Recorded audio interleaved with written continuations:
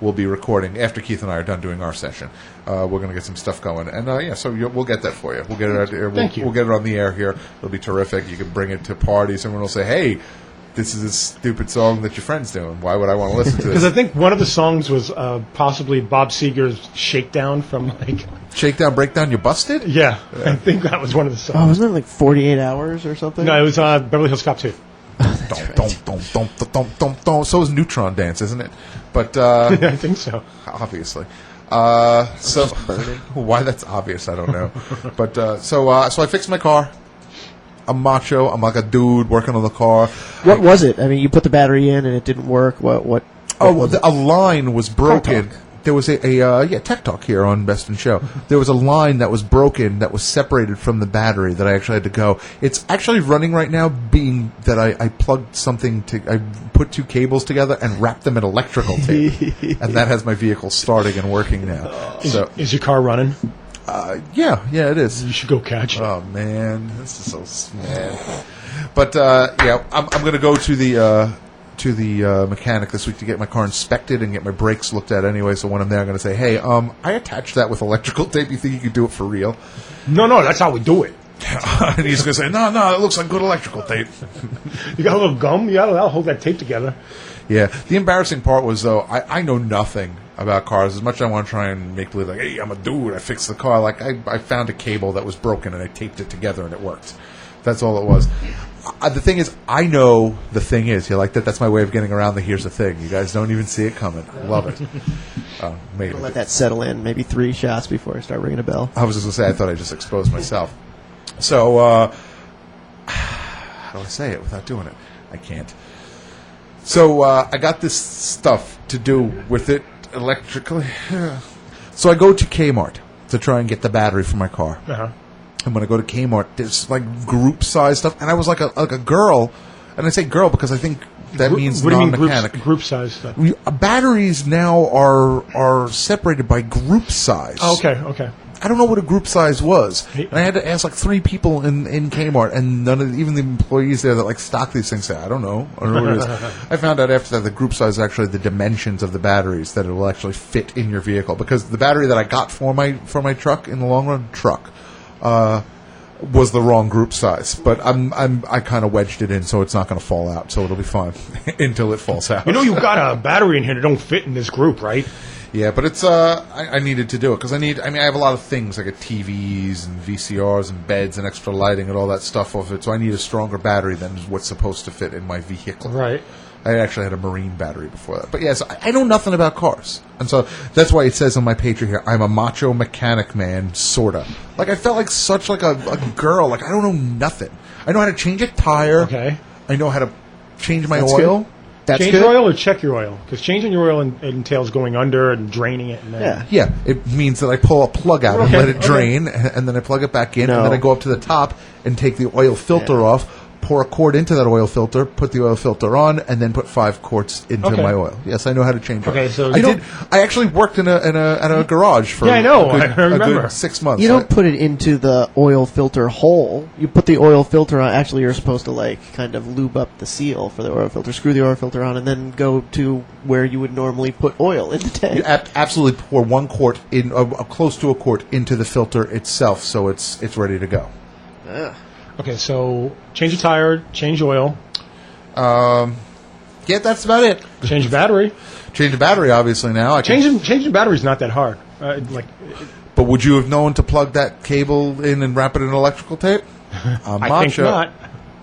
Yeah, I'm trying to think what else I know how to do. That's really just about it. Windshield wiper fluid, I know how to put that in. Antifreeze. Yeah, all the fluids, right? Yeah, I'm good at fluids. Good, that's the best thing. But I don't know anything about plugs. Anything like that. I know nothing. I feel like such a sissy when it comes to a car. I feel like I should know these. Especially I'm a guy who used to work at a garage, but I may have worked on the computer in the office in the garage. Didn't you used to IM me from the garage? Yeah, I used to play fantasy wrestling while I was there. I would write my role plays. I used then Jack Swade goes walking in with his biceps glistening. That's what I did at work. I used to drop you off and then pick you up. And when I picked him up, I would play Back in Black. Mom. I would play Back in Black really loud from up the block so he knew that I was coming. Oh, I knew you were coming from other ways. Someone's working blue. You don't need to do that. Chris, I think this might be the first time I'm saying it on the air. That cobweb is driving me nuts today. What are you talking about? There's a cobweb that is maybe a foot or so in front of our camera, and it's just been on screen for the last 3 weeks. You haven't been able to. You haven't let me touch. It's flapping around. It's just taunting me, and it's driving me. It's giving me a headache. I would love a cobweb salad. Sounds delicious, dude. It's part of the show. It is just. I want to get rid of it. I want to get rid of it. It's as much a part of the show as my buddy is. And it's even more a part of the show than Keith and Fred. It's actually here every week. Yeah. So we can't break the streak. So guys, enjoy that. Vincent Gallo this week came out like I always like Vincent Gallo news. Came out like a maniac against the Post critic Frank Scheck, I think his name is. Frank Scheck accused Vincent Gallo of using a prosthetic in the infamous scene in Brown Bunny where Chloe Sevigny services him. Filleted. Minus oh him. Man, I would love some so delicious things. So he accused him of using a prosthetic genitalia, and Vincent Gallo took exception to that and caused a whole fight and screaming about how the guy has a little wang, and that's why he's talking about it. It's just he's a class. Did you ever see that scene? Yeah. Oh God, yeah. Yeah, I've used that before a couple times. Oh, I'm familiar with I'm not remembering it because I know I've seen it, but I can't remember it. Doesn't he have a small wang, Vincent Gallo? No. I didn't. No. It didn't seem very small, but I'm trying to recall. No, it didn't seem small. It seemed to be above average at the very least. Prodigious. Yeah, oh, well, look at you. Would you take your SAT this week? Yes. It's he seemed to be above. I mean, the way that it's shot, it's not shot like a porno. It's graphic, but it's not done that you're really enjoying the full girth and length of him. Is there a climax? I didn't watch the film. Okay. I only saw Brian. I saw the 10 to 15 second clip that I could find on celebrity nude sites. There's not a climax on screen, if you will. There is no money shot, if that's what you're asking. If you will. Yeah, I'm not trying to work blue, dude. It's a little late. It's a little late. We just did an oral sex story. Hey, let's clean this up a little bit. So my kid went to school this week. First time. A dramatic week. It was awesome. It was terrific. During one of the breaks in class when the parents were told to leave the kids there and just let them be part of the class or whatever, I went to the neighborhood deli and purchased myself, get ready for this, Michelob Ultra pomegranate raspberry lager. Ooh, weird. Garbage. I thought the same thing, and then I tasted it. It's almost, I don't want to say it's Zima-esque, because the idea of fruity beer reminds me of Zima, but it's actually pretty damn tasty. Thing is, it's only this one store is the only place I've ever seen it. I'm sure I'll never see it again, because I don't think it's sold very well. But I think Michelob Ultra is kind of marketed as being a healthy, girls running on treadmill beer.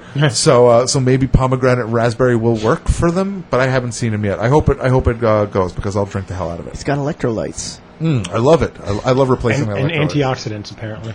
I'm a huge, tremendous fan of it.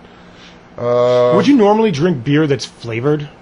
No, I've never drank flavored beer. I mean, with a Blue Moon, I'll drop an orange in it. So why did you take the jump? That's I don't understand. Because it's Michelob Ultra. It's a brand that I like. No, it's Michelob Ultra pomegranate blah blah blah. But Michelob Ultra is the brand that I usually drink. And when I went to go look in the store, I wasn't even looking at the beer. Because he was at his kid's school, he needed a freaking drink. All right. Well, whatever was there, he was going to drink it. To be 100% honest, I wasn't even going to drink at all. It was just that we went through the store, and the store had a great. Here goes my buddy again. There was a whole great section in the store. Filthy. It had a great beer section. It had some Italian beers there that I'd never heard of. I was like, ooh, I got to come here one day. What store is this? I just had a Peroni yesterday. It's on Clove Road. Okay. It's called Mignosi's. It used to be Miggy's.